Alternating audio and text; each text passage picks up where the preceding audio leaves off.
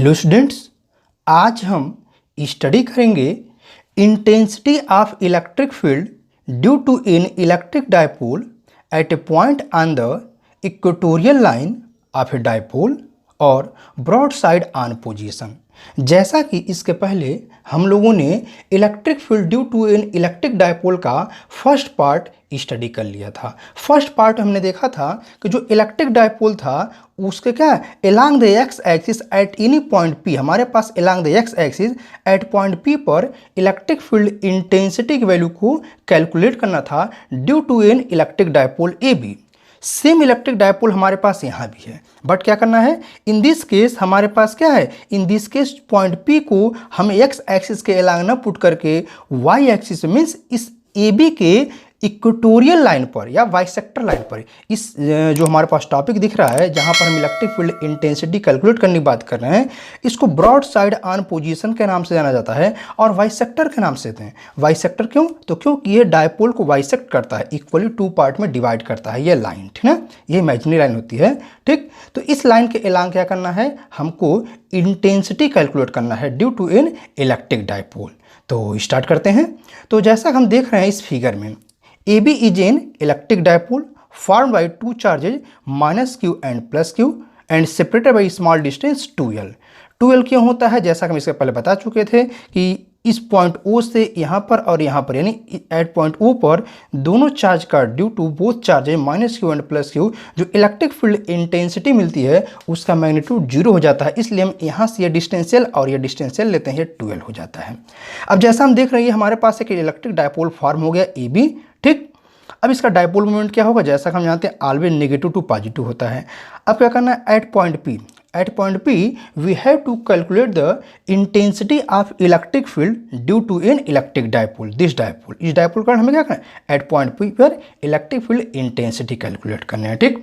हम कंसिडर कर लेते हैं कि ये हमारे पास जो लाइन है, ये हमारे पास जो लाइन यहाँ से हम ड्रा करेंगे इस पॉइंट B को इस P से जो मिलाएंगे, ये लाइन जो है इसके डिस्टेंस में कैलकुलेट करना है। उसे कैलकुलेट करने के लिए क्या करेंगे, तो हम देखिए ये हमारे पास डिस्टेंस L है और ये डिस्टेंस हम पॉइंट P से जो O डायपोल का जो सेंटर है इस डिस्टेंस को हमने R कंसिडर कर लिया।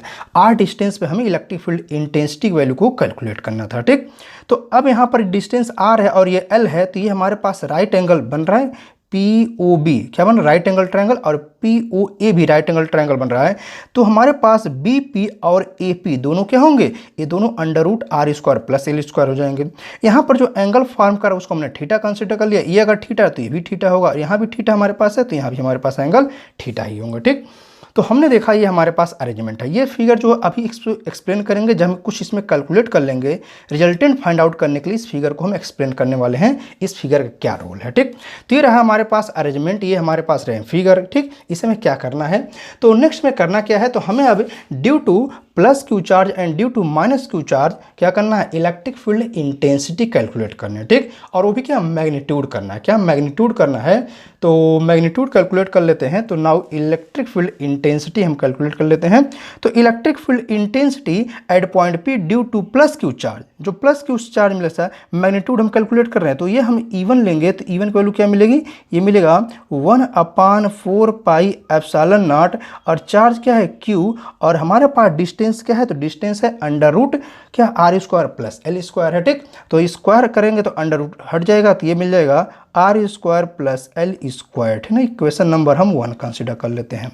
Similarly electric field intensity the value of magnitude लेंगे, the magnitude of electric field intensity at point P due to charge minus Q, due to minus charge Q मिलेगा, तो यहाँ पर भी क्या मिलेगा, हमको जो रिजल्टेंट मिलेंगे वो E2 हो जाएगा, और वो हो जाएगा क्या, 1/4 pi epsilon naught Q upon under root R square plus L square. Reason क्या है, रीजन ये है कि हमारे पास जो डिस्टेंस दिख रही है, जो डिस्टेंस BP है वही डिस्टेंस AP भी है, तो हमारे पास इस वैल्यू क्या मिलेंगे, सेम मिलेंगे। और जैसा हमने कहा कि हम यहाँ पर ओनली मैग्नीट्यूड फाइंड आउट कर रहे हैं, अगर हम मैग्नीट्यूड फाइंड आउट करेंगे तो यहाँ पर प्लस Q था तो भी हमने Q लिया है, माइनस Q तो भी मैं क्या लिया, Q ही लिया है, ठीक। तो यहाँ पर हमारे पास क्या मिल गया, individually plus Q due to plus Q and due to minus Q charge से क्या किया हमने, electric field intensity at point P calculate कर लिया, ठीक।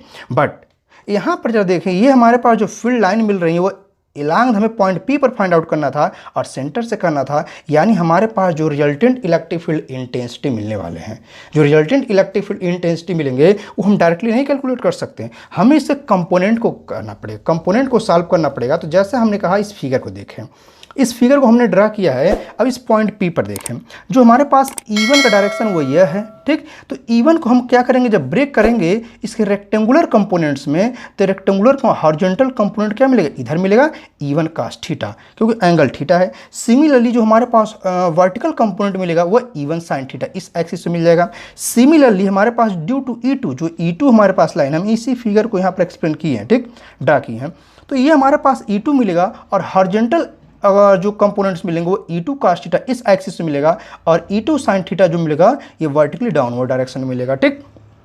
तो हम हम ये देख रहे हैं कि जो E1 और E2 का मैग्नीट्यूड है, E1 और E2 का मैग्नीट्यूड क्या है, दोनों सेम है, मैग्नीट्यूड सेम है तो, और यहाँ पर एंगल भी सेम है, तो जो E1 sin थीटा वैल्यू मिलेगी, magnitude of E1 sin theta is equal to the magnitude of E2 sin theta. तो दोनों का मैग्नीट्यूड इक्वल है और डायरेक्शन वर्टिकली अपोजिट है, डायरेक्शन क्या है, एक दूसरे का अपोजिट है, तो इस जो कंपोनेंट होगा कैंसिल आउट हो जाएगा, यानी इस जो हमें रिजल्टेंट इलेक्ट्रिक फील्ड मिलने वाले हैं इसमें इसका कोई रोल नहीं होगा। अब हम क्या करेंगे, जरा हॉरिजॉन्टल रोल देखें, दोनों का डायरेक्शन सेम है, E1 cos थीटा की भी डायरेक्शन भी है P से इस डायरेक्शन में, यानी opposite to the dipole moment, opposite to the dipole moment होगा, और E2 cos थीटा भी opposite to the dipole moment है। तो क्या होगा, जो रिजल्टेंट हमको मिलेगा एट पॉइंट P वो क्या मिलेगा, E1 cos theta plus E2 cos theta, यानी क्या होगा, यह कंपोनेंट दोनों डायरेक्टली ऐड कर लिए जाएंगे, ठीक। तो हम क्या करेंगे, यहाँ पर जब इस कॉन्सेप्ट को अप्लाई करेंगे तो हम यहाँ से देखें हमारे पास जो यहाँ पर टर्म मिलेगा वो क्या मिल जाएगा, तो हमें यहाँ पर मिल जाएगा रिजल्टेंट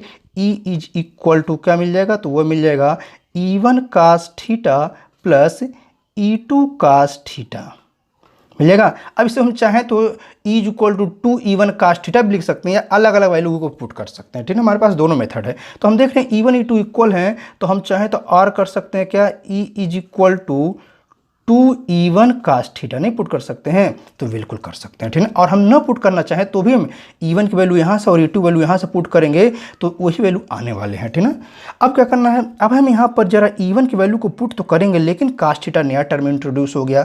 अब क्या करेंगे, हमें cos थीटा कैलकुलेट करना है, तो हम क्या करते हैं, इस फिगर से cos थीटा की वैल्यू को कैलकुलेट कर लेते हैं, ठीक है। फ्रॉम फिगर हम देखते हैं। अब यहाँ से क्या होगा, cos थीटा की वैल्यू जरा देखें, सिंस cos थीटा की वैल्यू हमें कहाँ फ्रॉम फिगर क्या मिलने वाले हैं, ठीक है। तो हमें क्या करना है, फिगर से cos थीटा की वैल्यू को कैलकुलेट करनी है, उसकी वैल्यू क्या मिलेगी, तो चला देखा जाए हमें अब cos थीटा की वैल्यू क्या मिलने वाले हैं, ठीक। तो cos थीटा होता क्या, पर बेस अपॉन हाइपोटेनस, बेस क्या है, L है, यानी हमारे पास OB है, और ये मिलेगा सिमिलर इसके लिए मिलेगा, तो ये मिल जाएगा हमको L upon under root R square plus L square, ये तो मिलेगा बेस अपॉन हाइपोटेनस, ठीक। तो अब हमने cos थीटा की वैल्यू को भी कैलकुलेट कर लिया। अब क्या करते हैं, अब इसकी वैल्यू को यहाँ पर पुट कर देते हैं, ठीक। तो वैल्यू को पुट किया जाए तो देखते हैं हम क्या मिलने वाले हैं। तो और वैल्यू को जब पुट करेंगे तो E इज इक्वल टू 2 और E1 की वैल्यू जब पुट करेंगे तो ये मिल जाएगा 1/4 pi epsilon naught Q upon ये मिल जाएगा R square plus L square into cos theta का जो वैल्यू हमारे पास है वह यह है, तो L upon under root R square plus L square मिल जाएगा, ठीक।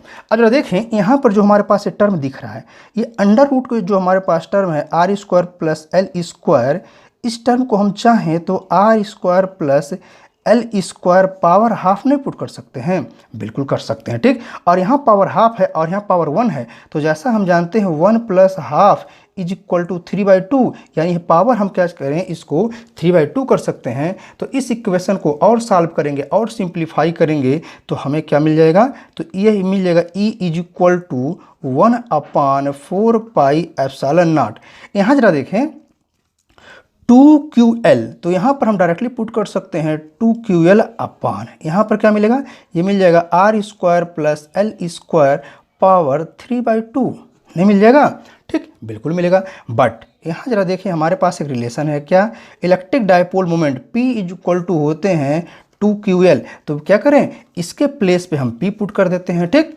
तो इसकी वैल्यू को पुट करते हैं तो देयरफॉर हमें क्या मिल जाएगा, E is equal to 1/4 4 pi epsilon naught, और इसके प्लेस पे हम पुट करेंगे p अपॉन अंडर रूट क्या मिल जाएगा, सॉरी अभी हम इस फॉर्म में लिखेंगे तो ये मिल जाएगा r square plus l square power 3/2। नहीं मिल गया? तो ये हमारे पास मिल गया रिजल्टेंट इलेक्ट्रिक फील्ड इंटेंसिटी जो हमें कैलकुलेट करना था, इलेक्ट्रिक फील्ड इंटेंसिटी के वैल्यू को वो हमें मिल गया। This is the required expression for the intensity of electric field, कहाँ पर, बाइसेक्टर के लिए या इक्वेटोरियल लाइन के लिए। जैसे हमने कहा था यहाँ पर हमको इक्वेटोरियल लाइन के लिए कैलकुलेट करना था, तो due to in electric dipole हमें इक्वेटोरियल लाइन पॉइंट P पर एट डिस्टेंस R पर हमने क्या किया, इलेक्ट्रिक फील्ड इंटेंसिटी की वैल्यू को ये कैलकुलेट कर लिया। जो हमारे पास वैल्यू दिख रही है ये क्या है, ये इलेक्ट्रिक फील्ड इंटेंसिटी है एट पॉइंट P पर। This is the required expression. ठीक, now if R square is very very greater than L square, जैसा कि हम इसके पहले भी स्टडी कर चुके हैं एक्सेल एक्सिस केस में भी, जो हमारे पास ये डिस्टेंस OP है, ये डिस्टेंस R जो होती है ये in comparison to the L, जो हमारे पास ये OB या OA की डिस्टेंस है, इससे कंपेयर वेरी वेरी लार्ज होते हैं। एंड यहाँ पर क्या करना है हमको, यहाँ पर हमको स्क्वायर फॉर्म में लाना है, स्क्वायर का वेरी वेरी ग्रेटर देन, यानी हमारे पास यहाँ पर जो वैल्यू L स्क्वायर मिलेगा ये क्या होगा, इसे निगलेक्ट किया जा सकता है। Therefore L square can B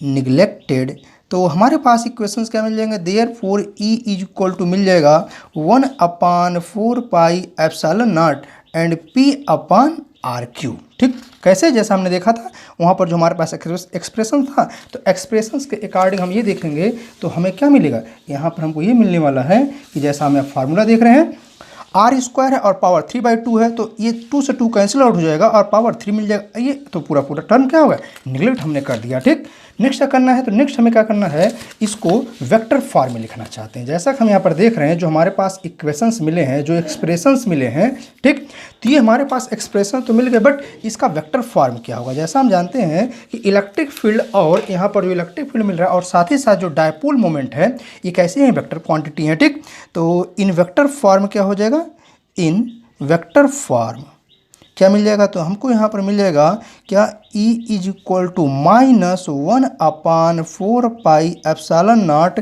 और ये मिल जाएगा P अपॉन R क्यूब, और ये हो जाएगा वेक्टर में। ठीक, अब यहाँ पर एक चीज़ दिख रहा है, न्यू टर्म दिख रहा है, एडिशनल टर्म है, वो क्या है, ये निगेटिव।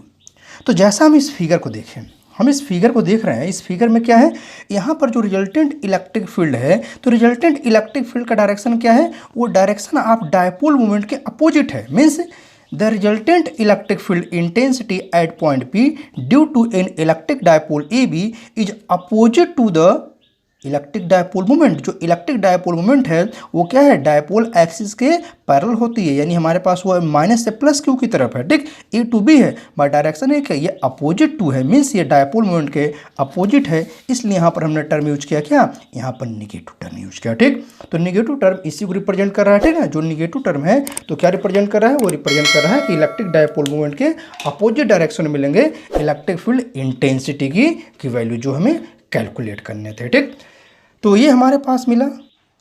नाउ हम यहाँ पर जरा देखें, ये हमारे पास जो इलेक्ट्रिक फील्ड इंटेंसिटी मिली है, ठीक ना, इसके पहले हम लोगों ने कैलकुलेट किया था एक्सेल एक्सिस के लिए। तो एक्सेल एक्सिस हमें क्या पाए थे, ई एक्सेल जो हमको मिला था वह मिला था 1/4 pi epsilon not 2P upon R cube, यही हमने कैलकुलेट किया था। और यहाँ पर हमने कैलकुलेट किया अभी इक्वेटोरियल, क्या, तो इक्वेटोरियल जो हमको मिला, तो इक्वेटोरियल एक्सिस में क्या मिला, ये मिल गया E is equal to 1/4 pi epsilon naught P upon R cube. ठीक, तो जरा दोनों हम इक्वेशंस को देखें, इन दोनों इक्वेशंस को देखें और जरा देखें इन दोनों में क्या रिलेशंस मिल रहे हैं। इन दोनों इक्वेशंस हम रिलेशंस क्या पा रहे हैं, तो हम ये रिलेशंस पा रहे हैं कि जो E एक्सियल है वो क्या है, वो 2 × E इक्वेटोरियल दिख रहा है, इक्वेटोरियल,